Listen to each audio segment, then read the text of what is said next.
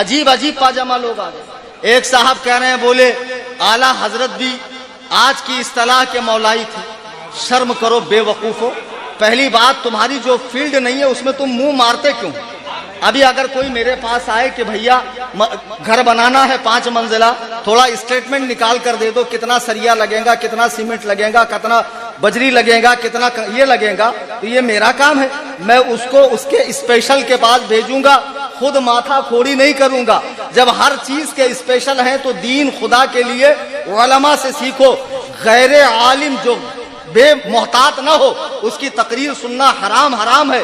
اعلیٰ حضرت ہرگز مولائی نہیں تھے، یہ لفظ مولائی اصطلاح اس دور جدید کی ہے۔ پھر کو کل کو کوئی کہیں گا اعلیٰ حضرت اہل حدیث تھے، اور اس معنی میں اہل حدیث تھے جس معنی میں آج کے لوگ یعنی حدیث والا، یقیناً اعلیٰ حضرت اہل حدیث بھی تھے، اہل قرآن بھی تھے، اہل فقہ بھی تھے، اہل قرآن بھی تھے، وہ سب تھے، لیکن اسے جماعت کا نام نہیں دیا گیا ہے، وہ علمی طبقات ہیں فقہائے کرام کے۔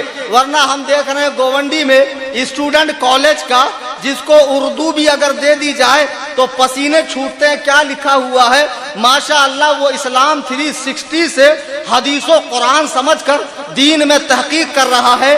یہ نو مولود فرقہ جو اپنے آپ کو اہل حدیث کہتا ہے، لوگوں کو کہتے ہیں آپ 4 فقہ میں کیوں بڑھ گئے، آپ نے 4 جماعتیں کیوں بنائی، حنفی، شافعی، مالکی، حنبلی، آؤ ایک اللہ کی رسی کو پکڑو۔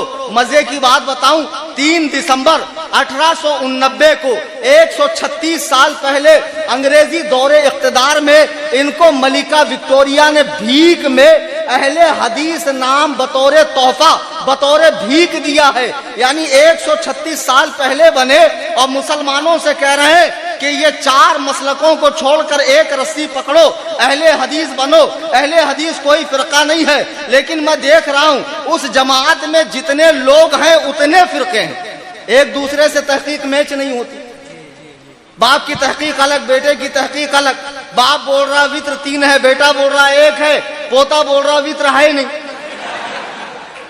جب خود سے حدیث قرآن پڑھو گے، ابے گھامڑوں حدیث پڑھنے کے لیے میں نے 18 سال مدرسے میں لگائے، کتنے؟ 18 ایئرز، حافظ، قاری، عالم، فاضل، مفتی، بطور تحدیث نعمت پہ بتا رہا ہوں۔ الحمدللہ اس کے بعد بھی میں کچھ ایسے مسئلے آتے ہیں ڈیفیکلٹ، رجوع کرتا ہوں محمود العلماء سے، محدث کبیر سے، یا اپنے کسی سینئر ساتھی سے، یا کتاب دیکھتا ہوں۔ اتنا محتاط معاملہ ہے دین کا، جس کو ذرا سا بیان کیا سن لیا، موبائل لے کے خود ہی گچر کر کے محقق بن رہا ہے، ماشاءاللہ، اور تحقیق بھی کیا نرالی۔ مسجد میں آ گئے، یہاں صف میں 25 کھڑے ہوتے ہیں، یہ 10 گھامڑ آ جائیں، اتنی ٹانگیں پھیلائیں گے کہ بیچ میں سے قربانی کا دمبا نکل جائے۔ یہ کیا پھانسی دے کے مار دو۔ اگر حوالدار بلائے بیٹا ادھر آ، تو ایسے ہی پٹیلی میں تو آستین بستین چڑھا کے ایسے جانا، پھر دیکھ تیرے گوشت والے حصے کی حالت کیا ہوتی۔ ہاں ذرا سوچو، معمولی حوالدار یہ حلیہ برداشت نہیں کرتا، تو احکم الحاکمین کی بارگاہ میں آیا ہے، جہاں لوگ تھر تھر کانپتے ہیں کھڑے ہونے کے لیے۔ اماں عائشہ فرماتی ہیں کہ آپ کے پائے اقدس میں ورم آ جاتا، سوج جاتے۔ میں عرض کرتی یا رسول اللہ اپنی حالت پر رحم کریں۔ حضور ارشاد فرماتے کیا میں اپنے رب کا فرما بردار بندہ نہ بنوں؟ غور کریں، سردار انبیاء تو نماز سے غافل نہیں ہے، نماز پنجگانہ کے علاوہ پوری رات نوافل پڑھ کے رب کو راضی کر رہے ہیں۔ آج کے پیروں کو کس نے لولی پاپ دے دیا کہ جو خود تو اپنے آپ کو جنتی سمجھے ہوئے ہیں، مریدوں میں بھی پھوکٹ کی ٹکٹ بانٹ رہے ہیں جنت کی، اور مرید بھی مست ہے کہ قیامت کے میدان میں پیر صاحب کہیں سے آئیں گے، لٹھ والی سرکار، بال والی سرکار، جھاڑو والی سرکار، اڑیا پیر، گڑیا پیر، لٹیا پیر، چٹیا پیر، کڑے وڑے پہنے، بڑی تسبیح کی مالا ڈالے ہوئے، آؤ میرے مریدو جنت تمہارا انتظار کر رہی ہے۔ ابے تو ڈھونڈتا ہی رہے گا، فرشتے وہاں اسپیشل تندوری بنائیں گے گھسیڑ کے سلیا، میرے پیر کہاں ہے؟ پھر تو ڈھونڈتا ہی رہنا۔ پیر پرستی کرتے کرتے مل گیا مجھ کو اللہ اللہ۔ جاہلو جہالت بند کرو، دین نام ہے، قرآن و سنت کے اتباع کا، بزرگان دین کی سیرت پہ چلنے کا۔ بہرحال کل میری تقریر تھی، تقریر رکوا دی ان لوگوں نے۔ میں کیا بیان کر رہا تھا کہ اعلیٰ حضرت کو لوگ یہ سمجھتے ہیں بہت بڑے شاعر، عوام میں تو تعارف یہی ہے، اب بہت بڑے فقیہ تھے، فتوا دیتے تھے، کچھ مسئلے مسائل بتاتے تھے، اور جو علماء سے قریب ہیں وہ جانتے ہیں اعلیٰ حضرت کیا ہے۔ امام احمد رضا خان نے اپنے دور میں جتنے فرقے اٹھے، اور خدا کی قسم اعلیٰ حضرت کے دور میں تو ہر کنکر کے نیچے ایک فتنہ اٹھ رہا تھا، نیچریت کا اٹھ رہا تھا، الہاد کا اٹھ رہا تھا، اور دیوبندیت کا اٹھ رہا تھا، اہل حدیث کا اٹھ رہا تھا، پنجاب میں ایک صاحب نے نبوت کا دعویٰ کیا۔ یہ سارے فتنے اعلیٰ حضرت کے دور کے ہیں۔ تنے تنہا بریلی میں بیٹھ کر امام احمد رضا خان نے 13 سال کی عمر میں قلم سنبھالا، اور 68 سال دنیا میں رہے، 68 سال 4 ماہ 15 دن، 55 سال تک اعلیٰ حضرت نے کتابیں لکھی، اور ہر فرقے کے مقابلے میں امت کو ایک ہتھیار دیا ہے۔ علماء کو چاہیے اپنے حجروں میں نقش سلیمانی اور شبستان رضا کی جگہ پر اعلیٰ حضرت کی فتاوی رضویہ اور اعلیٰ حضرت کی کتب اور احادیث کی کتب اور تفاسیر وغیرہ رکھا کریں، تاکہ علم میں اضافہ ہو۔ آج کل بہت زیادہ لوگوں کا ذہن آزاد ہو رہا ہے، لوگ دین کے معاملے میں ایک دوسرے کو، کوئی کسی کو کچھ سمجھ ہی نہیں رہا، سبھی اعلیٰ حضرت ہے۔ اب کوئی اگر ادنا حضرت بنے تب تو سمجھایا جا سکتا ہے، بتا۔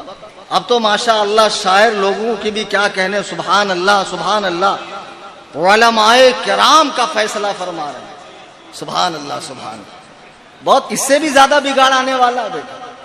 ابھی کیا بولتے اپن لوگ، 100 سال پہلے صحیح تھا بھائی، 50 سال پہلے صحیح تھا بھائی، ایک نمبر ماحول تھا پہلے، ابھی صحیح نہیں ہے۔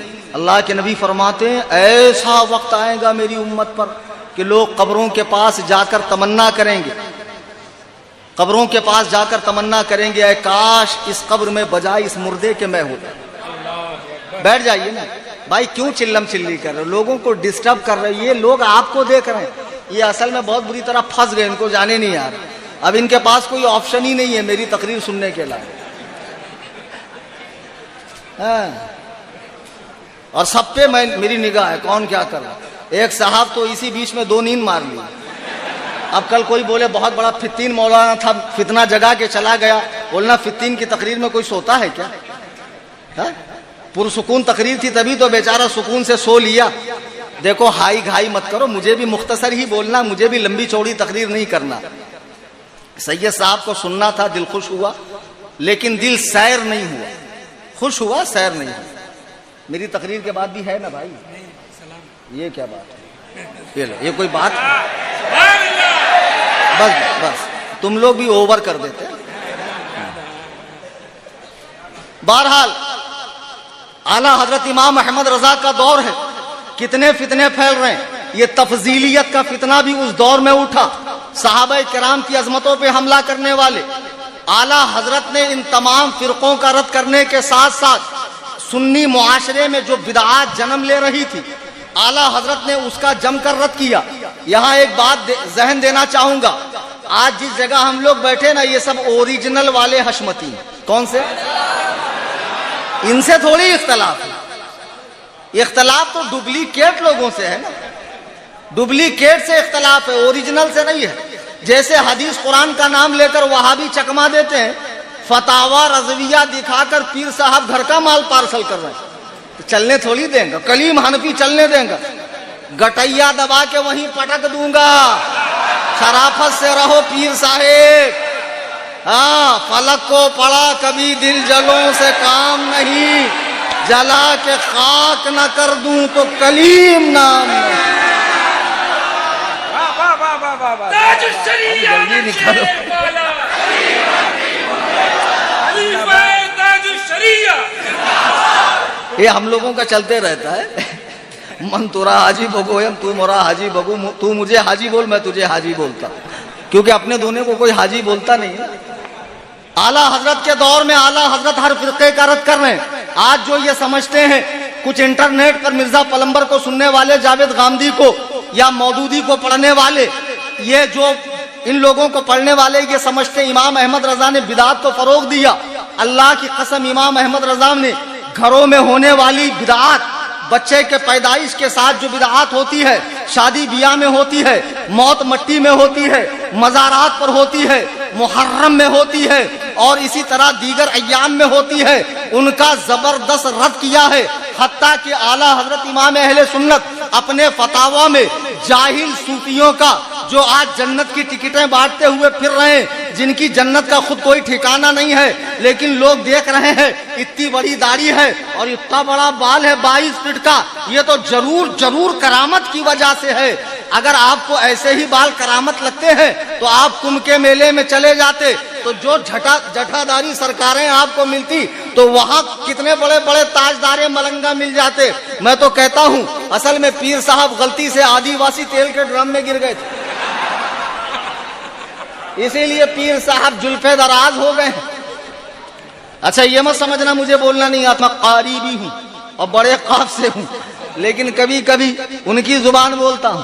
تو بہرحال جاہل صوفیوں کا بھی اعلیٰ حضرت نے تعاقب کیا ہے. اعلیٰ حضرت اپنے فتاوے میں لکھتے ہیں کہ حضرت جنید بغدادی کون ہے؟ حضرت غوث پاک کے دادا پیر ہیں. ان کے پیر نے ان کے لیے دعا کی کہ اللہ تجھے کان کھول کر سن لو، پیری مریدی کو فرض و واجب سمجھنے والوں، مزارات پہ پیسے لٹانے والوں، آراز کے نام پر محلے کی نیندیں خراب کرنے والوں، جگہ جگہ قبریں بنانے والوں، چلہ بنانے والوں، بدعاتیوں، جہاں قبر نہ ملی میرے خواب میں فلانے صاحب آئے تھے، یہاں بہت بڑے بزرگ آرام فرما ہے، ایک ٹھو قبر وہاں بنا دی، اور قبروں کی ضرورت پڑی تھی تو غازی اہل سنت یہاں بیٹھ کر گئے تھے، ان کے یاد میں یہاں ایک قبر ہونی چاہیے، یہاں پر رفع حاجت فرمایا تھا، یہاں بھی کچھ نہ کچھ نشانی ہونی چاہیے. ارے کمبختو، تم کیا پورے ملک کو قبروں سے بھر دو گے؟ آج جو پیر مر رہے ہیں اٹھا کر ڈالو قبرستان میں تاکہ ان کا فیض بیچارے گنہگاروں کو ملے. کیوں الگ سے سب کی مزاریں بنا رہے ہو؟ ہاں جو مزار بنائے جانے کے لائق ہے ان کی ضرور بننی چاہیے، لیکن یہ شریعت پر بھونکنے والے، صحابہ کی عظمتوں پہ حملہ کرنے والے، شریعت و طریقت کو الگ بتانے والے کیا جنید بغدادی سے بڑے پیر ہیں؟ سنو، جنید بغدادی غوث اعظم کے دادا پیر ہیں، فرماتے ہیں مجھے میرے پیر نے دعا دی. کیا دعا دی؟ اللہ تجھے پہلے حدیث و فقہ کا عالم بنائے، اس کے بعد صوفی بنائے. سبحان اللہ سبحان اللہ. امام غزالی اس کی شرح کرتے ہیں کہ مراد یہ کہ وہ شخص صوفی ہو ہی نہیں سکتا جس کو حدیث و فقہ کا علم نہ ہو، وہ تو مسخرہ ہے، وہ تو جاہل ہے، اس کی نیا تو ڈوبی ہے. ہم تو ڈوبے ہیں صنم، تم کو بھی لے ڈوبیں گے. ایسے جاہلوں کو تم نے سمجھا ہے نیا پار کرنے والے. اور یہ پیر صاحب ماشاء اللہ جب تشریف لاتے ہیں تو جتنے بیچن ہے، جتنے چاچی ہے، جتنے بچو ہے، جتنے باٹلا ہے، جتنے فائر ہے، سمجھ گئے نا؟ خلافت پہ خلافت بتاشے بانٹ رہے ہیں. ارے خلافت بانٹ رہے ہیں کہ بتاشے بانٹ رہے ہیں؟ اب ماشاء اللہ پیر صاحب خوب سارا مال مٹیریل بٹور کر عمر و عیار کی زنبیلیں بھرتی نہیں نا، ٹھوستے جاتے.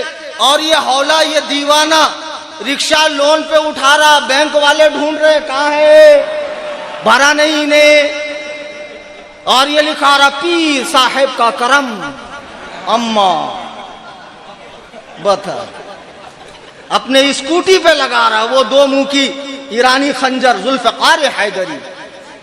بتاؤ جس پیر کو تو سمجھ رہا ہے ابے یہ پیر تیرے پیسوں سے چل رہا ہے، بیمار پڑتا ہے ڈاکٹر کے پاس جاتا ہے، اس کو حجام کی ضرورت، درزی کی ضرورت، موچی کی ضرورت، ہر وقت تو یہ حاجتوں سے گھرا ہوا ہے، اس کی مرتے ہی سنگے مرمر کی مزار، اور پھر لوگوں کو حاضری آ رہی ہے، بابا مشکل کشا، حاجت روا، دافع البلا، قاطع الوبا. خدا کی قسم یہ جتنے صحابہ پر بھونکنے والے حال فی الحال میں مرے، آئندہ مریں گے، ان کی قبریں کھولو، اگر ہڈی بھی سلامت رہی تو کلیم حنفی کا نام بدل دینا.